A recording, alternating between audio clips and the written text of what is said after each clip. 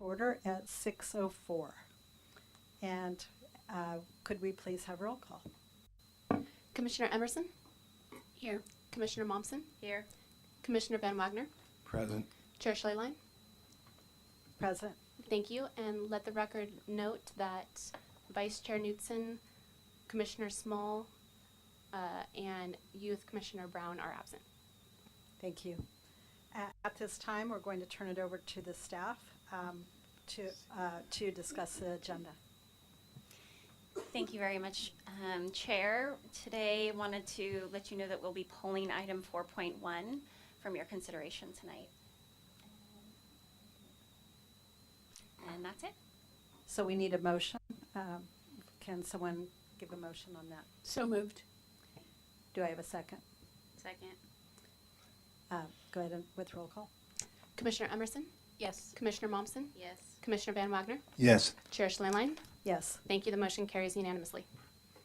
Thank you. At this time, we have public comments, and I don't think we have any public for comments, but do I need to read the whole thing anyway? I do. Okay.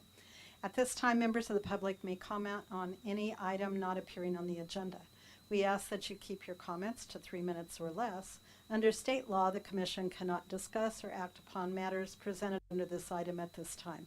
For items appearing on the agenda, the public will be invited to comment when the item comes up for the Commission's consideration. Upon being acknowledged by the chair, please step to the podium, speak into the microphone, begin by stating and spelling your name. Is there anyone who wishes to make a public comment? Moving right along. Item 2.1, financial overview of Public Art Fund and CFAC activities. And I believe our finance director will conduct this. Good evening. I'm Prapti, Aryal, Finance Director for City of Sonoma. Nice to meet you all. I will be giving you a short presentation on Public Art Fund and CFAC activities. Okay. The agenda for today's presentation is I will give you the brief overview of our budget process and talk about fiscal year 25-26 public art budget and cultural and fine art commission budget overview. This is a very high level chart, diagram of our budget process. So usually around February, our city council sets strategic goals. And after the goal is set, the city staff implement these goals to build the budget with commissions and commissioners' recommendation. And we take that proposed budget to the city council again back in June for the final adoption and approval for the upcoming fiscal year. We do have a separate fund, Fund 703 for Public Art Fund, where all the transaction for public art, it happens in this fund, like the revenue, expenses, everything's within this fund for public art.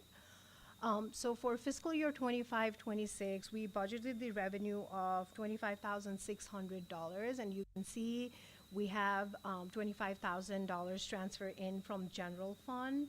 And we budgeted interest of $600 for this fund for the revenue, and the transfer that happens from general fund to this fund is for public art policy. On the expense side, we have budgeted a utility box art wrap for $15,000 and permanent and temporary funding request for $20,000. I would also like to talk about the fund balance here. The beginning fund balance, this is actually, well, in this case, it's just cash, right? Because in this fund, not much happens. It's just the cash that this fund has is $70,739. But with all the revenue and expenses that will happen in fiscal year 25-26, the ending fund balance will be $74,839 for public art. On the fund overview, there are restrictions on funds, how funds can and cannot be used, which we will discuss more on the next slide. also, we are currently undergoing a fee study, and we are looking into 1% public art requirement for the non-residential development valued at $250,000 or more. So that is happening, and I wanted you to be aware of that. And also, I want to talk about the budget process. So let's say if you need to use funds that's more than what's budgeted in the current year. We do have a budget process where we would have to go back to the council to request more money to be used for that fiscal year, and we have like a whole budget forms and everything, which you can contact finance, and we will direct you on that case. But we do have like a budget process for if you need to use the funds outside of the budget amount. The other important thing that I would want to highlight here is the donation. City of Sonoma has the donation agreement form. So in case if you have someone who is willing to donate to this public art form, please let us know, because there is a process that city requires to accept the donation for this fund. Okay, moving along, this slide outlines the allowable and ineligible uses for public art policy. The section mentioned here, 5.6 and 5.7, they're directly taken out of the policy. Some of the allowable uses are artist stipend, artwork fabrication and installation, maintenance and conservation, community engagement, professional services, and publicity and educational material. And ineligible uses are mostly for like construction, infrastructure improvement, and enhancement that's not tied to the public art. Okay, and then for the CFAC budget, this is a little bit different than the public art because this is under the community activities. We have a department called community activities, and within that department, this budget is a line item. So this is funded by general fund. Purely everything that's in this budget is funded by general fund. For fiscal year 25-26, we have budgeted $12,000, which includes treasure artist reception for $2,500. We increased the student creative artist award to $5,000 this year, and then we have allocated $4,500 for other CFAC activities in this budget. And this budget is, like I said, it's under community activities department and is administered by staff. So with that, I am happy to answer any questions you have.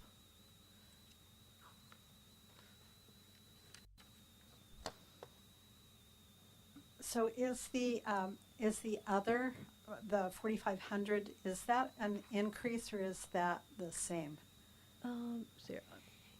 It's approximately the same as it has been. It's kind of for, we don't always use all of that that money, but it's typically for things like, for example, there was one year where you all of a sudden got a new gallery exhibit space that you needed to figure out a program for, or the 4th of July parade expenses, or some other types of expenses that the CFAC activities in general might need. So it covers a lot of things. It's really just kind of a in case fund that we keep on hand.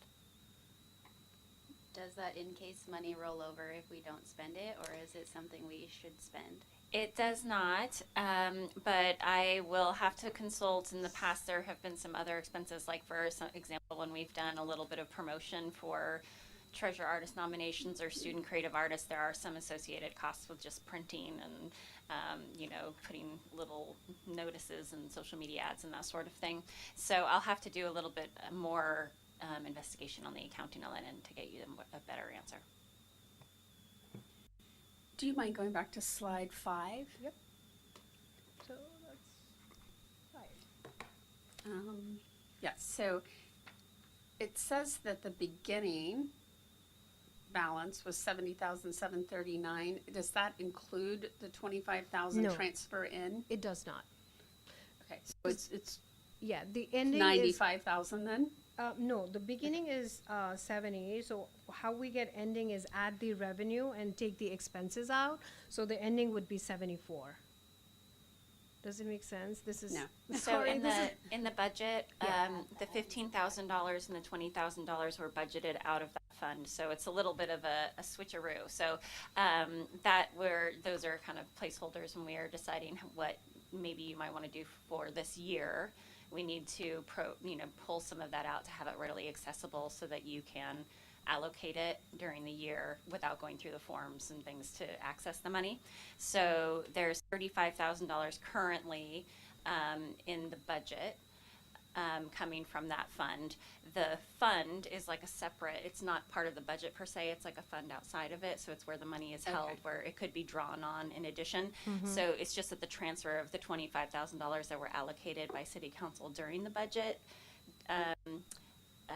budget process this year just hasn't been transferred in yet. So, it's always one of those cart before horse. You don't want to necessarily Yeah, put the it's- full it's money something in there. we do Did that during the make a little year. more sense, Deb?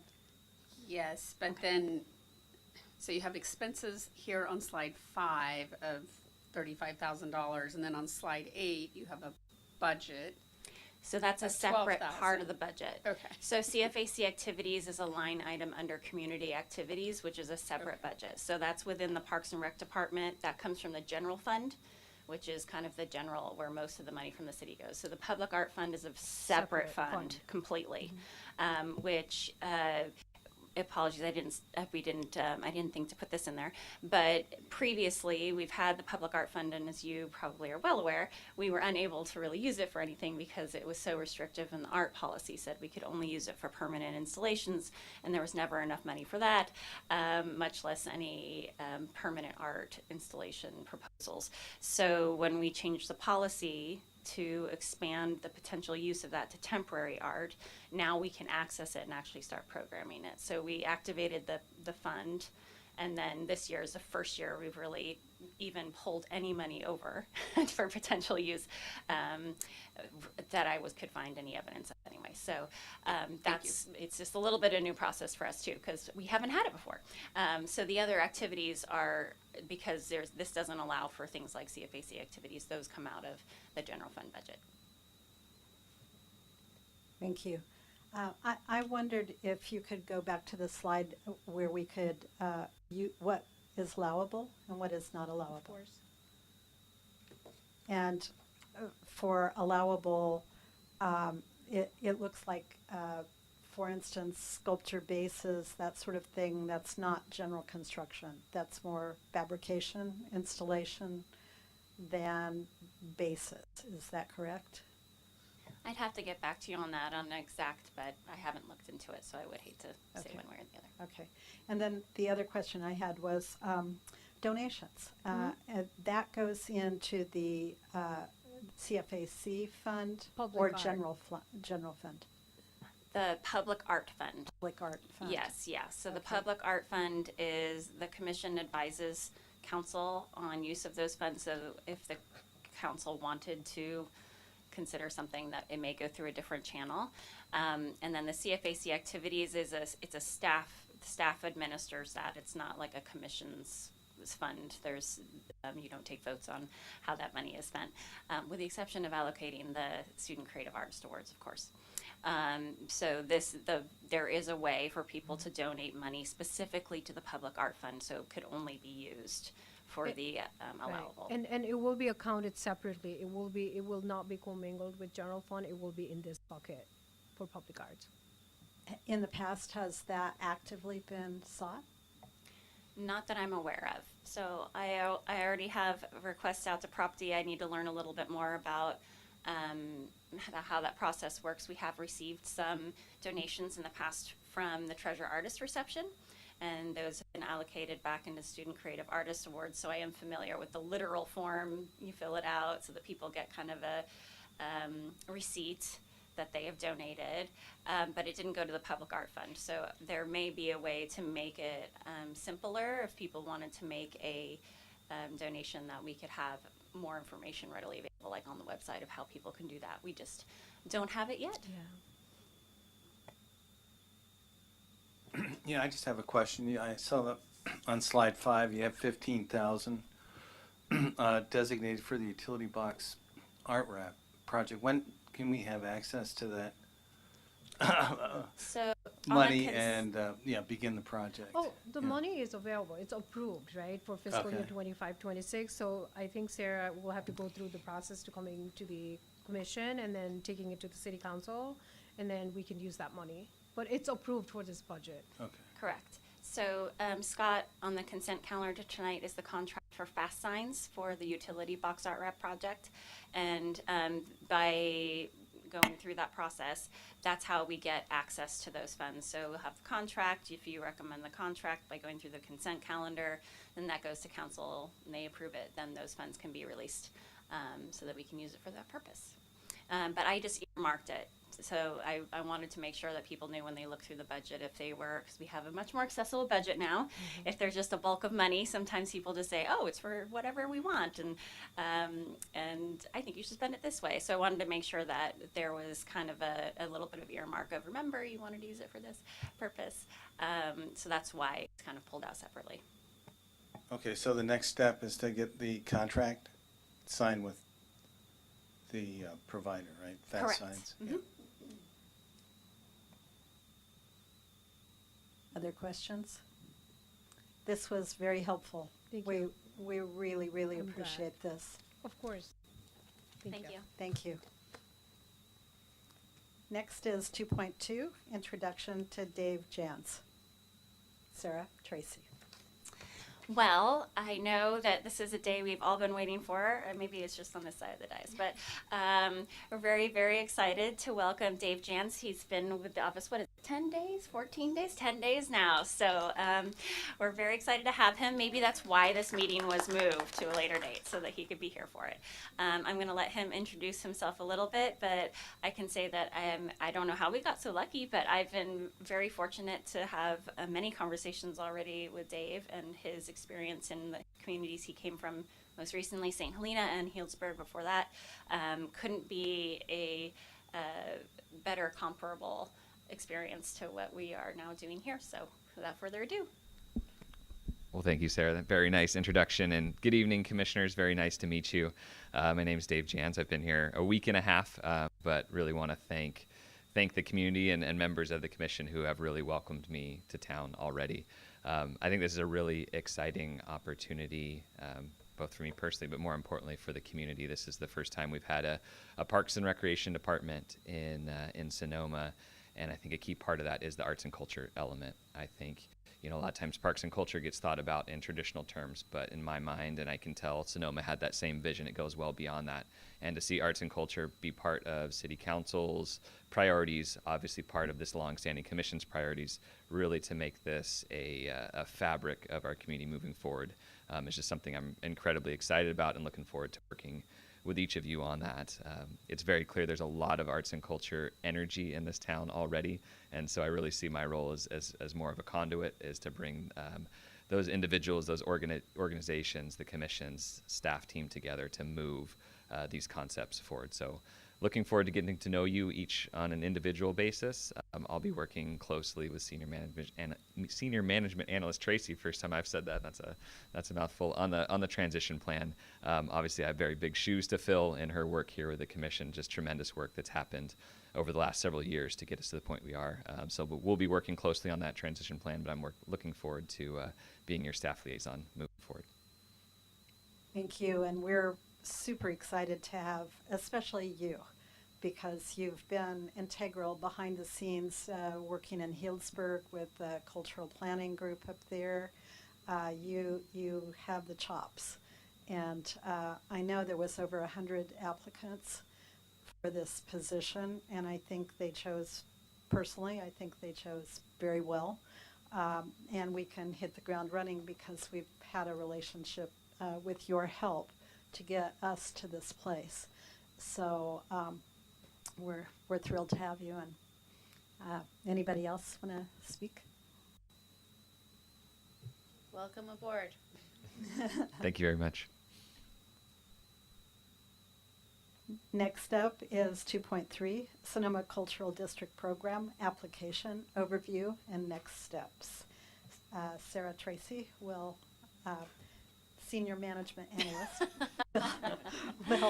will take us through I this. think I do win for the longest bureaucratic job title in the office. Not to brag, Cultural district designation. In late June, we were made aware, thanks frankly to Connie, that the California Arts Council was accepting applications for cultural district designations. This is something that we had been aware of, but they had not opened up since 2017. So this was not something that was on our radar that was coming. And in June, we found out that they were accepting applications that were due August 1st. So before I get into that, let me just do a little bit of an overview of what a California Cultural District is, as many people may not know. So this program started with the adoption of AB 189 in the California State Legislature. It was intended to develop, support, and preserve California's cultural assets, really was the intent. So when they first passed the law, they then handed over the responsibility to the California Arts Council to develop a program to help support that law and the cultural assets in California. And what they came up with was this program for California cultural districts, in which entities would submit applications to have certain areas of California designated cultural districts, and with in a kind of a style of a grant. So they give a little bit of money as well, along with the district designation. And in 2017, they named 14 districts. And I think the intent was that this was going to be a regular process, that they were going to do it every year or every other year. And, there were a few things that happened in there. I think COVID may have played a role in some of that work kind of stopping, and they hadn't opened them up again. And so they looked at the program again. I think there were some adjustments made to the process and requirements, and then this year they put out the application again. And I believe that there was enough funding for them to designate 10 cultural districts this year. So that's what we're looking at there. Oh, and if you want more information, there's lots of information on the CaliforniaCulturalDistricts.org website. They have a beautiful map along with descriptions of all the districts and that sort of information. So that leads us to our cultural district application. So we are required, first of all, by the application to have 3 co-applicants. There needed to be a government entity that had land use authority, a business organization or an organization that represented businesses, and an arts organization that specifically had art programming. For us, it was a very natural, it was almost a no-brainer, I think is what we would call that. We called the community center and the Chamber of Commerce, and of course we work very closely with them in a number of different initiatives. So we had a meeting and we all went, August 1st?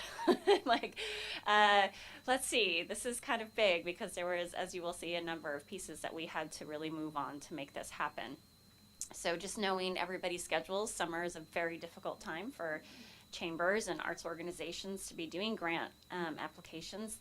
This is kind of the time when they're doing most of the fundraising, and so the city really realized we needed to take the lead, and so we decided to be the lead applicant. So proposal overview, obviously we're hoping to establish a cultural district in Sonoma.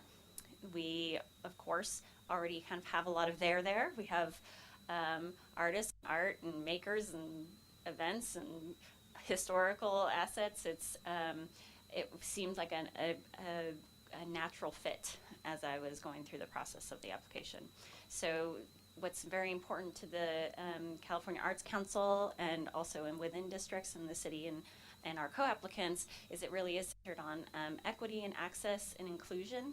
So there was a lot of components within the grant process to identify how we already address those important really community values, and how we intend to do that through the cultural district process. So the proposed use of CAC grant funds, which is $10,000 over 2 years. So this is not so much money to really do a full program, but instead looked at what you all, the commission, are doing for the public art program, and as well as many of our partners, what's already happening, and want to use those funds to kind of bolster the efforts that are already going on. So there's a lot of, we did not have to designate very specific use of funds, so we tried to leave it open-ended because we do believe that this is going to be most successful if we invite more involvement, not just from the public, from organizations, and from all those who are kind of interested in making sure that the cultural district is robust and that everybody has a say in how the funds are used. But many of the funds, and we didn't identify any, we just realized that there's going to be some expenses from staff and whatnot to be able to administer the program. Those are not accounted for, but we think it's worth it. So a lot of the funds were also identified so that we could hopefully make things more accessible, either through larger font signage for ASL interpretation. Maybe there's some audio options. There's lots of things that can be done that is also kind of included in those efforts. So why does it matter? Why are we going to go through this? There's a lot of good reasons to do this, but it certainly, we already know we have it here. It would certainly elevate the existing artistic and cultural life that we enjoy already. It certainly supports local and cultural organizations, but it does have kind of an influence on identity. Having a cultural district and being recognized as such does come with some benefits from the California Arts Council. You know, you're included on that website. They have brochures and things. It's kind of a promotional marketing that they do in order to encourage people to visit cultural districts, so that is definitely a benefit. But I actually, when I was doing a lot of the looking back on this, I was given a letter from the Historical Society that in 2015 they actually wrote a memo to City Council encouraging them to designate a cultural corridor, which we were working, I didn't get it till later and realized, oh, it's almost exactly the overlay that they had originally recommended. So it's not just that it matters because the California Arts Council is doing it. This is something that has been discussed in our community for some time, and it's kind of a common practice. It also overlays with a lot of our other distinctions. We have the railroad historic overlay, obviously right over here at Depot Park. We have other distinctions that go very well in hand with this already. And it also matters because apparently it also improves eligibility for additional grant funding. So it's like a little bit kind of opens the door to more possibilities that way. Proposed district area. So the California Arts Council was nice enough to hold a number of study sessions, and you could come and ask questions and that sort of thing. And when we were discussing what the boundaries would look like, they strongly encouraged a walkable, very focused footprint for a cultural district. You'll notice if you do look on the website, there are some areas that have a much broader region, so like whole towns and cities, and they really were kind of had not changed but evolved to consider. They really wanted it to be more focused. So that's what we did. We did talk to a number of people. We worked with within the city and outside of the city just to kind of get a sense. It does pull all the way down Broadway. Now this is not a GIS map, so don't get too, don't look too closely. It's not down to the street. But the general area is there, and it includes the majority, the highest concentration. That's really what happened is we got all of the cultural assets. We tried to map them as best we could and see where kind of the majority of them happened. Now Broadway, because it's long, and it's not necessarily that everything is along the way, but we do have a new historical resources map that our community development department just came out with. I mean, we don't have it public, it's for internal use right now, but it does have just kind of historical area of note, not necessarily buildings that you would even notice as quote unquote historical, but there is kind of a trend to go down Broadway, and a very I know council in particular is very interested in that Broadway corridor and enhancing it, so it seemed like a natural fit. So it goes there, it goes down over to kind of Sebastiani along the bike path and all the way up through our cemetery, which is one of our largest cultural assets, and around the kind of state park area at the edge of the city limits and back through town. Which leads me to the cultural asset inventory. So as I was putting this together and we were all doing the work on it, the term embarrassment of riches kept coming up.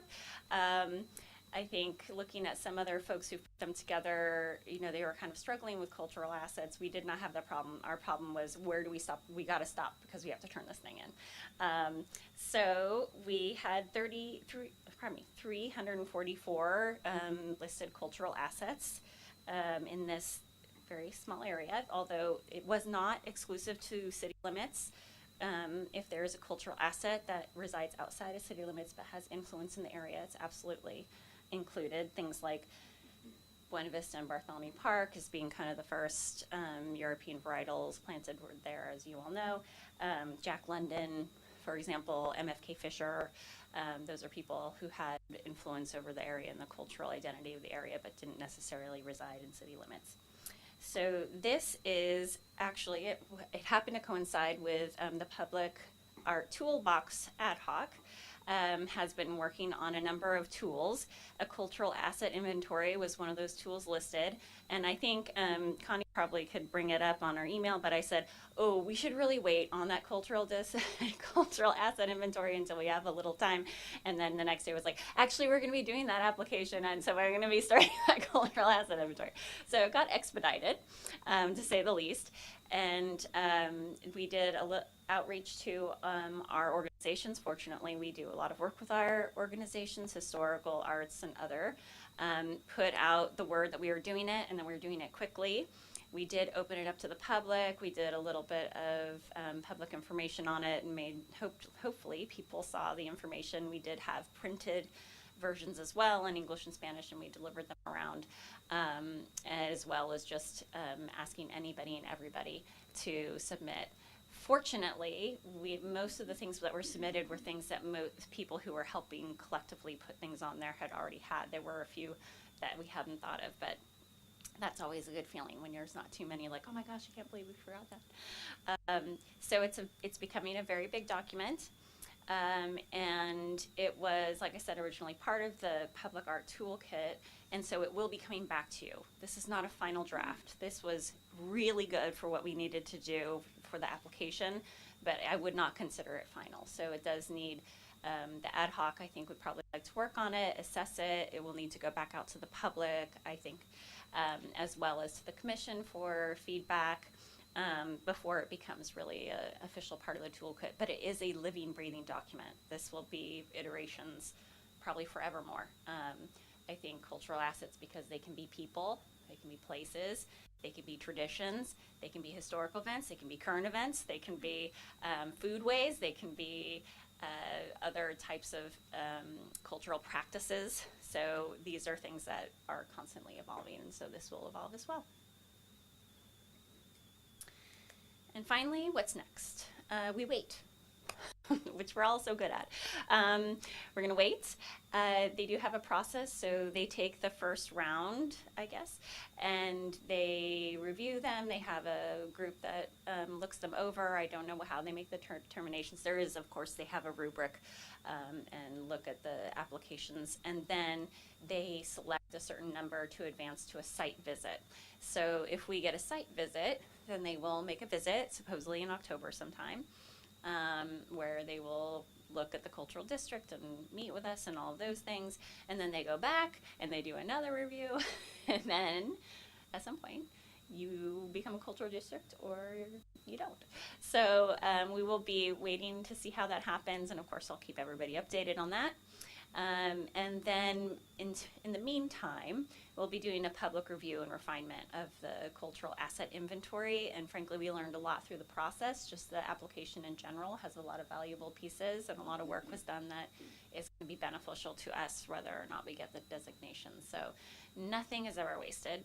And then we will work on integrating the cultural asset, but also inventory, but also maybe some other components into our thinking for the public art program in the future.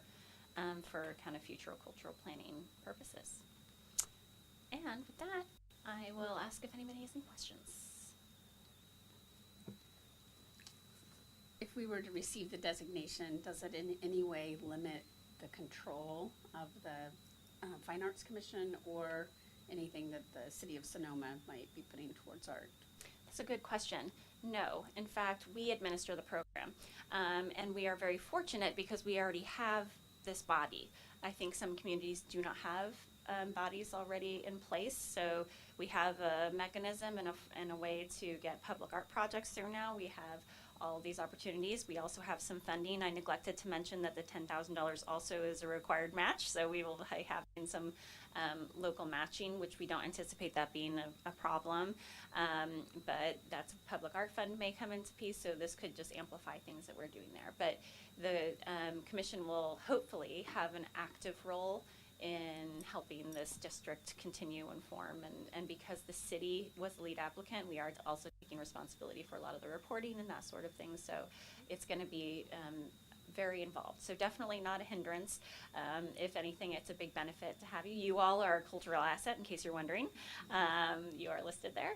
So this is definitely kind of in line. Like I said, I kept saying, like, oh, check, we already have that, check, check, check. That's going to be beneficial. And what was it that made you think that we might be finding out soon with the October visit? Did they give any type of indication? No, they did not give any indication. I'm just checking my email and in my junk email, and no, I don't know. I haven't heard anything. I don't have really any insider information on that. That was just a statement they made when they were kind of doing their forums that I was attending. Was October was when they were shooting for. They also did not say it's gonna be October. They said, around October. So we shall see.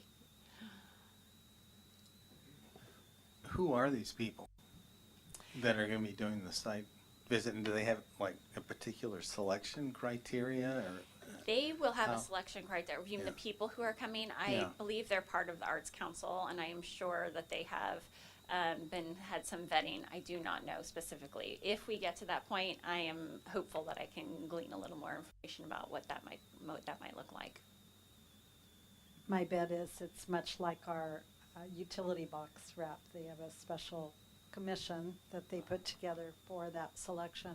They were judging based upon historical or cultural, artistic. You could select them all. We did. So because we feel like we had a multi-dimensional community here. So it's a very exciting program because what it does is it builds a foundation. Cultural planners often will come in. They'll charge a lot of money to do these sorts of inventories and the toolbox. And we put it together in 5 weeks with just massive craziness, and Sarah taking probably a lot of night moments in the middle of the night thinking of things. I do believe she's destined for sainthood.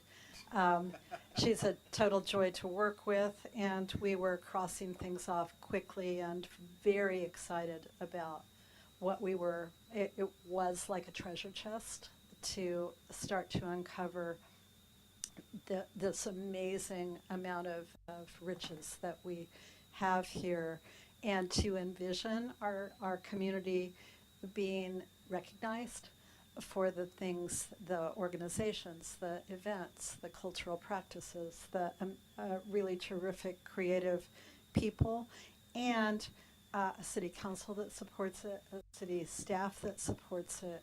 And now we've got the parks on board at the perfect moment. So, and we just finished our public art policy, and we're just about to do this anyway. And so it ramped it up. It made it, it gave it depth and breadth. And I couldn't be more excited about it because I've seen this program in Colorado, and it's really an impressive program when you elevate a community and you package it as an arts community. And I really appreciate this handout because I have been wanting this. And it's beautifully done. I also have people already asking if they can donate. So for this cultural plan district, they're very interested. I would be happy to get their name on a list.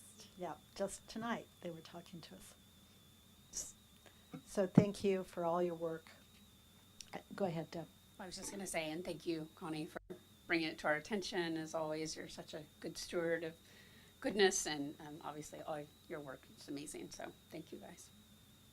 Well, and I think we need to mention the city manager, David Guin, because he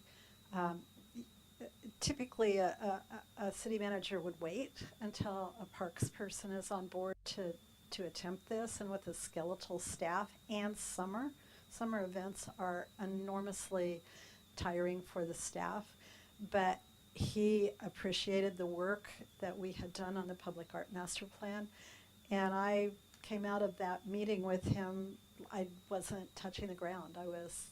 He gave us a green light, and I didn't expect it. I thought he'd say, "Are you crazy?"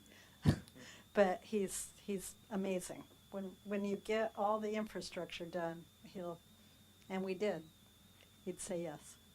So we need to thank him too. Thanks, Sarah.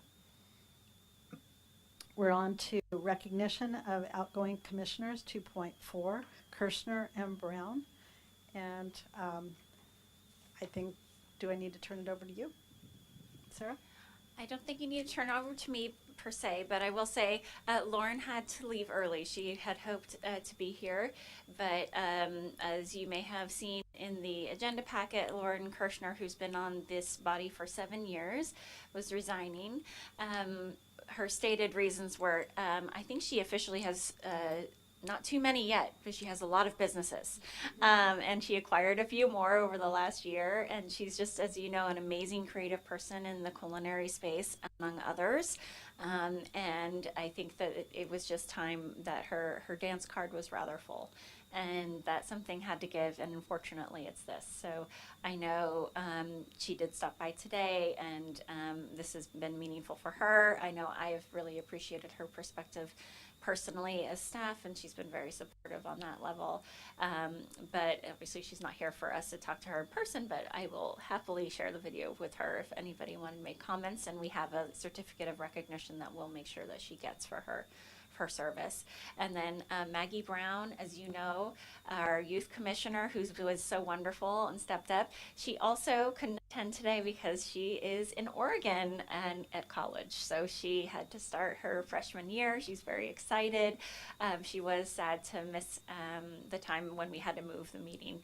It didn't occur to her right away that she would be gone. So we heard a little bit too late to be able to recognize her in person. But I'm sure you all agree it was such a pleasure to have her as a part of the commission, but also, of course, she was one of the honorary recipients of a Student Creative Artist Award this last year for her beautiful landscapes, and I just am very excited to see what she does in the future, and I will be hunting her down when she returns for breaks and things to find out how she is. So, and without further ado, I'll let Connie mention it. We have certificates for both of them, so I'll make sure that they receive both of them.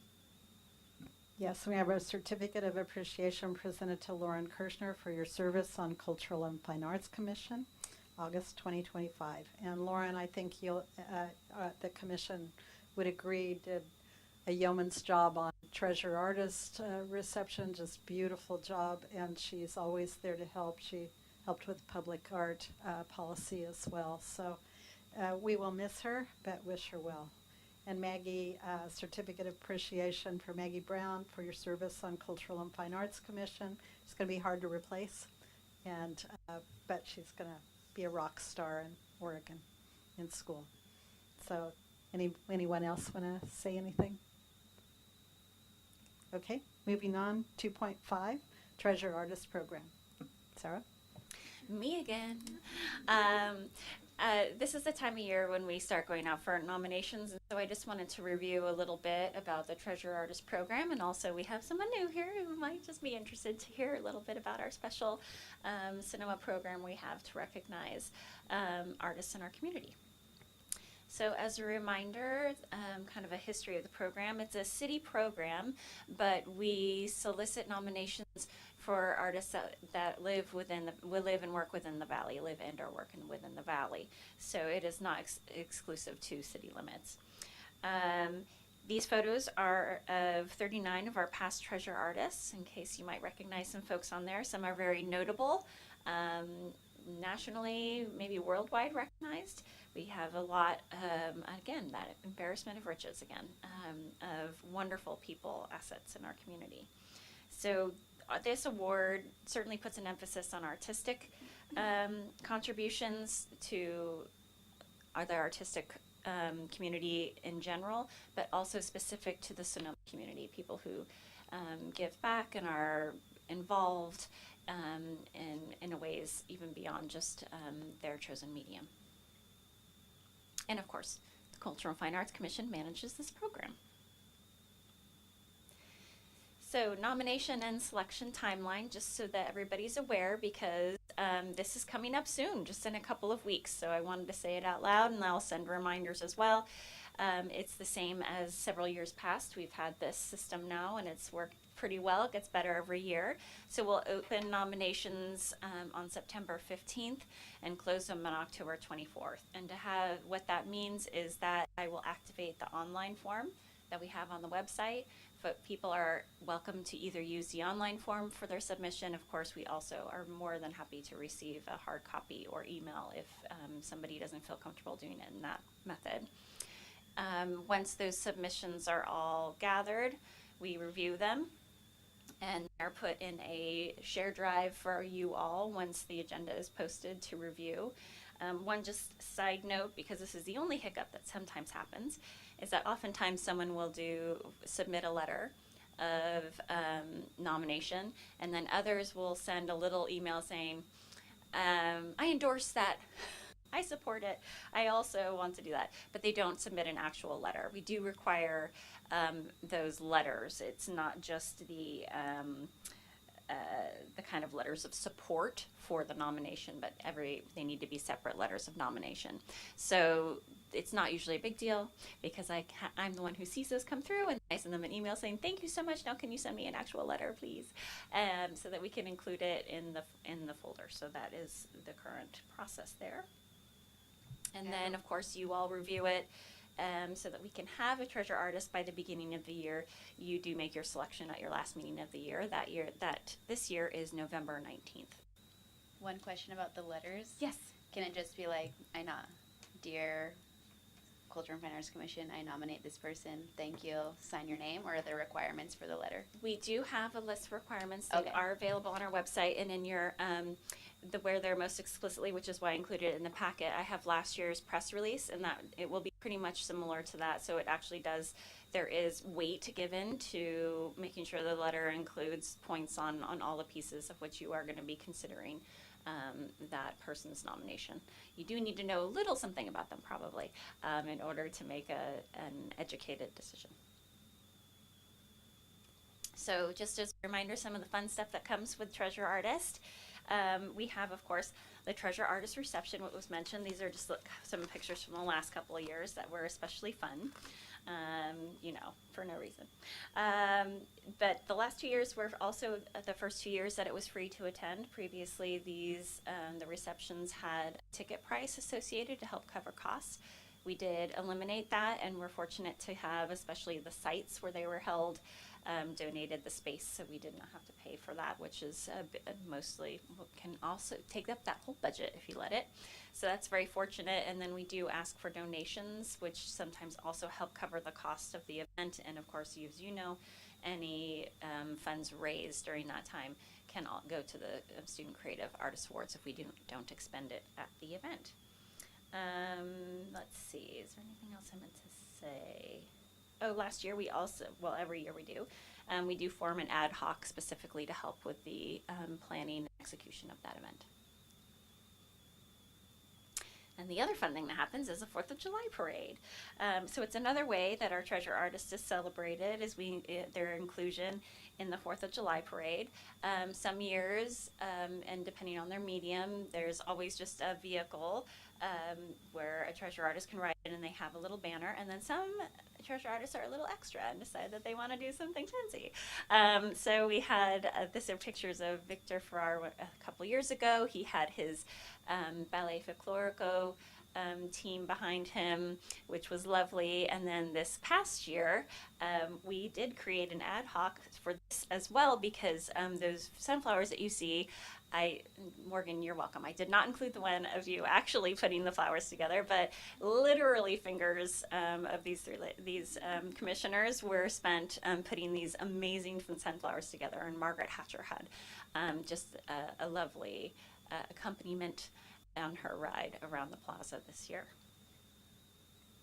And then last but not least, the last 2 years, this room, as you know, also has the chamber rotating art program. And so one installation is reserved for the treasure artist / student artist, sometimes together, sometimes separately. Of course, we've only had 2 since then because there's only been 2 years. But as you can see, that was Pat Meyer Johnson was our first, which was a natural fit because she's a painter.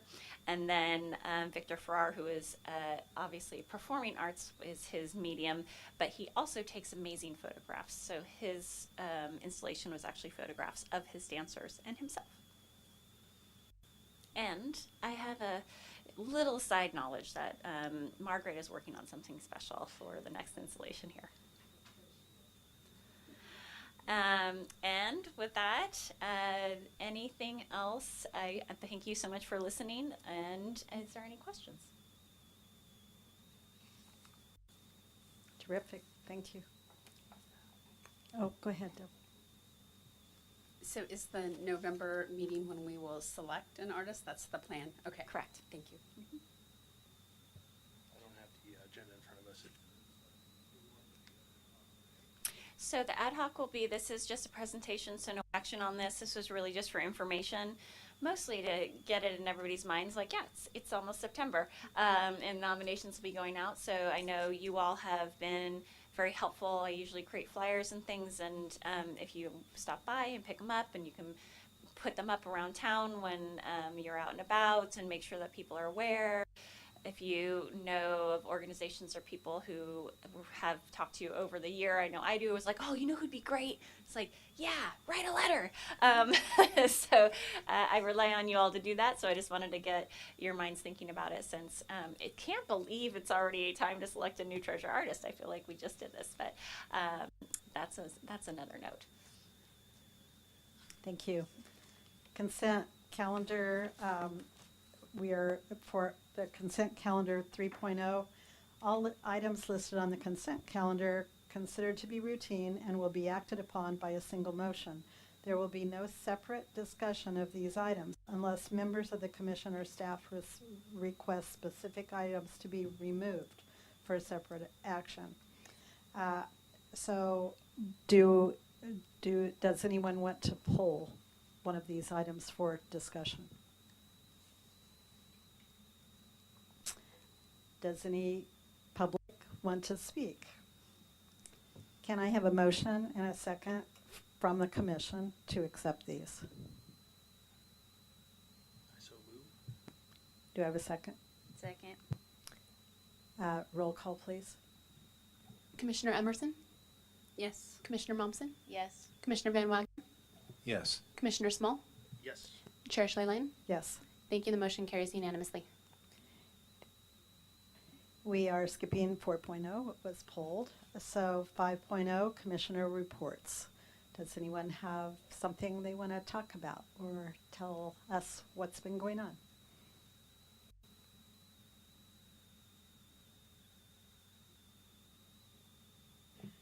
Scott, I didn't know if you'd want to give an update on the utility boxes. I know you've been speaking to Yeah. at least the vendors and Yeah, I think we're ready to go. That's why I was so interested in the allocation of the funds. But there is one, I guess, small detail. We need to formalize the agreement with the service provider who will be doing the installation Yeah, the staff and report. manufacturing of the Yeah, the of staff the report art. has it out, but Yeah. basically what happened is we wanted to be able to have the proofs to see the artwork laid out before making final decisions on artwork. That was that. The selection committee would find that valuable, and so it was, the contract is going to go first so we can have them do that proofing, and then the artist selections hopefully will come to you in November. Okay. Do you have what you need with regards to the contract? What I sent, yeah, is sufficient. Okay.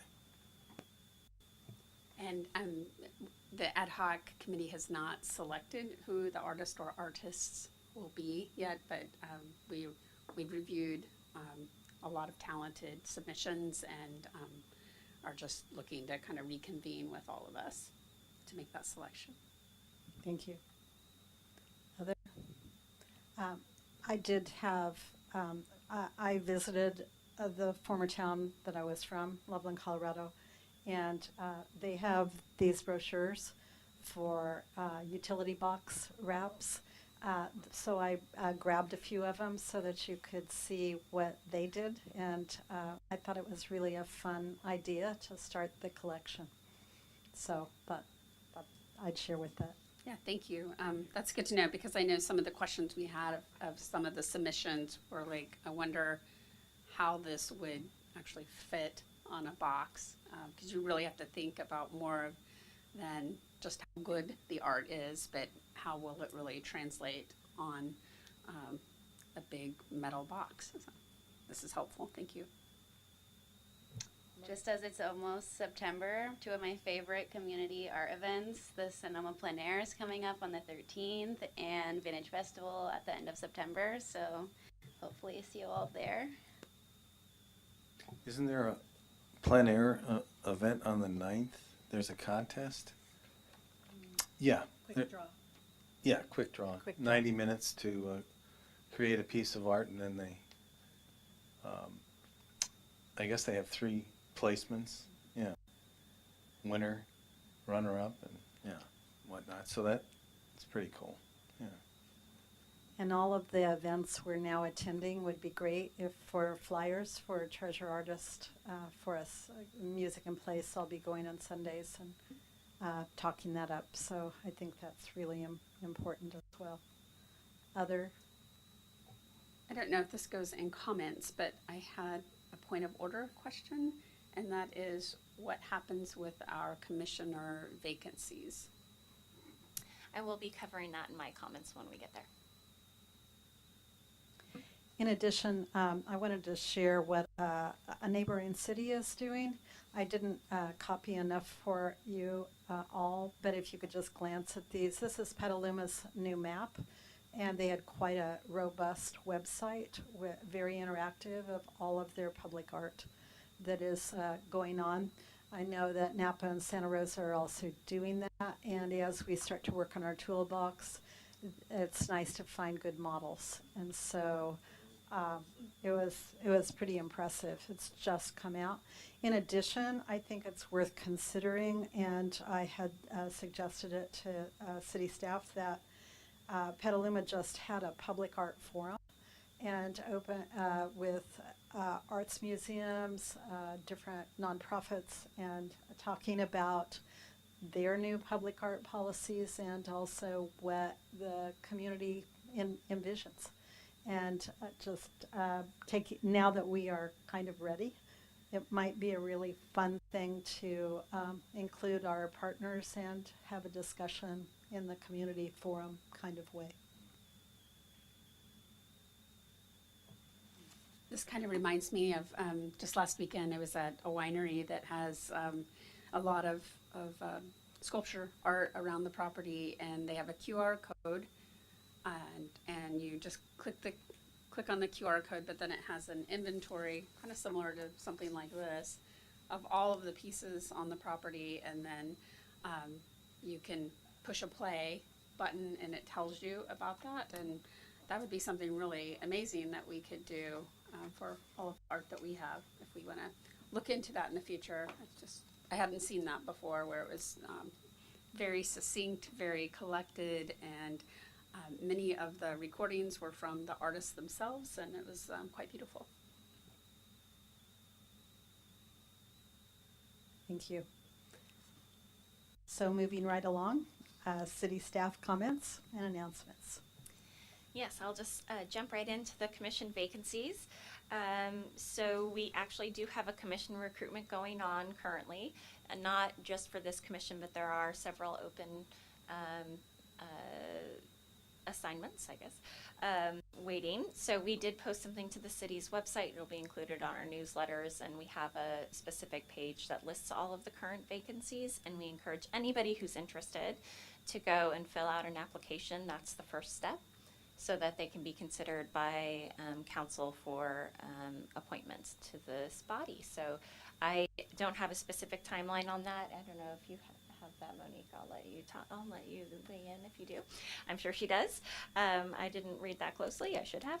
But on our website, sonomacity.org, certainly we have a news post about it. That's probably the most efficient way to get there. But sonomacity.org/current-recruitments will also get you directly to the page that has the listing and links to the application, as well as a little video if people sometimes have a hard time finding it. It's a little bit of a video of how to do a submission. So there's that. I will let, nothing? Okay. I'm sorry, yeah. For Lauren's position, is it just to fulfill the end of her term? Because I didn't know when her term was supposed to be ending, or will it start like a new term? So Commissioner Kershner was an direct appointee of Councilmember Wallander, and so that person follows the council member's term, so that it will be through 2027, I believe. So that position's available. That position has to be a resident of the city as well to be eligible.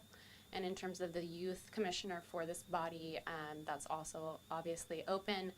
They may be a resident of the city, but also of Sonoma Valley Unified School District's boundaries. Thank you. Anything else on that before I move on? Okay. Next is a general plan update. I know I've been keeping you a little bit apprised via email just when updates come through there. I know there's a lot of folks who are interested in that process. There are a number of draft elements out. So as you know, a general plan is made up of several things called elements. Things like circulation, economy, utilities, all of these different parts are kind of components within this general plan. So there's a number of them that I think this commission would be particularly interested to review. Their comment period is open now, so I would encourage you all to look at that. It's sonomacity.org. You can find it. We have a quick link there, but /general plan will also get you there. So that's very important. We also have a scoping session that's on our website for a specific portion of the general plan, the environmental review. Before they do the environmental review, which looks at the land use map and kind of some changes or, how that's evolving. The land use, that map, there you go. That's the land use map. And so they're looking at what that's going to look like for the next 20 years. So that's, if you have thoughts there, it's going to be at the community center. And apologies, I forgot to write down the date, but I want to say it's September 15th, I think. So that, double check me, fact check me, everybody, on that one. But that would be also a really excellent opportunity to go and kind of talk about things that are important to you there. Also, just wanted to remind everybody that we did a little assessment of the web pages for arts and culture, and we did create, as part of getting ready for the public art toolbox, and as we've been developing the art policy, we do have a page under arts and culture, which is within our Parks and Rec department portion of the website. We do have a page specifically for public art, and in that there is a link now. We do have a public art proposal form, which is something many communities have. It's kind of a direct way for people to propose installing public art, temporary or otherwise, kind of similar to, it's a more official and transparent way to do things that, like the Museum of Art has done in the past for their installations in town. This is now a formulated way that we can do that. And then, of course, you would end up seeing any of those. We haven't gotten one yet, but I have not done much promotion of it. So that is now available, and those websites are sonomacity.org/arts, and from there you can easily get to the public art in Sonoma page. Also, just wanted to mention one of our biggest cultural assets are cemeteries. We have some things going on there as well. As you know, we have a cemeteries manager now for the last year, and she's been doing a lot of really wonderful work, and they have added some capacity. We have some new columbaria. I'm learning all sorts of new words. For cremated remains, it's kind of like little niches for those. So we had a lot of folks, we've had a long waiting list for a long time for people who really wanted to make sure that their eternal resting space happened to also be in Sonoma. And so we're trying to make more efforts for that to happen. So we do have more capacity now at Mountain and veteran cemeteries. And we also have some volunteer work days if you all are interested. They're like 8 a.m. to 2 p.m. There's a couple different shifts in there. You don't have to stay for the whole time, but there are opportunities to kind of help maintain those spaces. As you know, they're beautiful wooded areas as well. They take a lot of maintenance, so it's nice to have extra hands come and really give them special treatment. Valley is having their workday September 20th. Mountain is October 25th, and Veterans is November 9th. Those are all Saturdays. And I think with that, those are all the updates I have, unless Dave or Monique have anything they'd like to add.